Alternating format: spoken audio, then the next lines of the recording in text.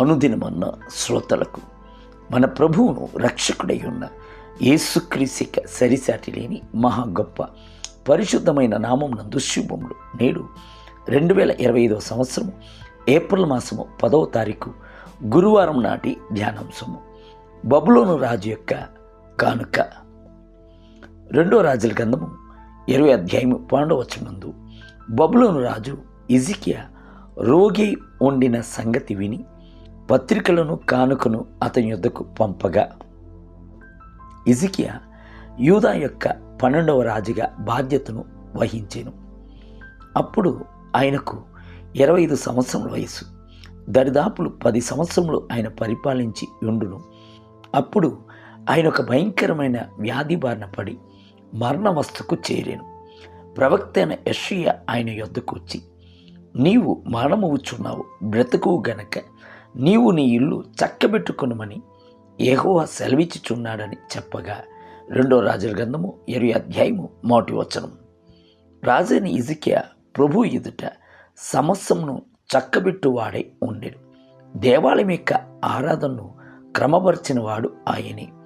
చెదిరిపోయి ఉన్న యూదులను ఒకటిగా సమకూర్చి అమోఘముగా పస్కాను 14 దినములు ఆచరించినట్లు చేసింది.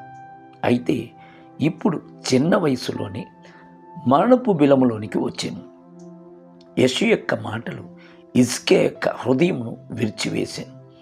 రాజైన హిజ్కియా హృదయము బద్దలైన వాడై తన అంతఃపురంలోని గోడ వైపునకు తిరిగి, యెహోవా, యథార్థ హృదయుడనై సత్యముతో నీ సన్నిధిని నేనెట్లు నడుచుకుంటునో నీ దృష్టికి అనుకూలముగా సమస్తం నేనెట్లు జరిగించుతును, కృపతో జ్ఞాపకము చేసుకునమని హిజ్కియా కన్నీళ్లు విడుచుచు యెహోవాను ప్రార్థించెను. 2వ రాజుల గ్రంథము 20 అధ్యాయం 3వ వచనం. అయితే ప్రభు కనికరించి రాజు యొక్క విన్నపమును ఆలకించి ఆయనకు ఆయుష్ను 14 సంవత్సరం పొడిగించి ఇచ్చెను. ప్రభు ప్రార్థన విని జవాబునిచ్చువాడు. ఆ సంగతిని ఎరిగిన బబులోను రాజు తన యొక్క అధిపతుల ద్వారా హిజ్కియా రాజునకు కానుకలను పంపించాడు. అట్టి కానుకల వలన హిజ్కియా రాజు యొక్క మనసు ఉప్పొంగిపోయాను.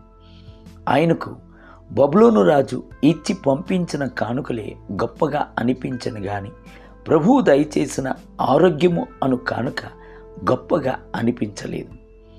హిజ్కియా బబులోను నుండి వచ్చిన వారికి, ప్రభు నన్ను బాగు చేసేను, నా కన్నీటి విజ్ఞాపనకు బదులిచ్చి 14 సంవత్సరములు ఆయుష్ను పొడిగించెను అని సాక్ష్యమును చెప్పలేదు.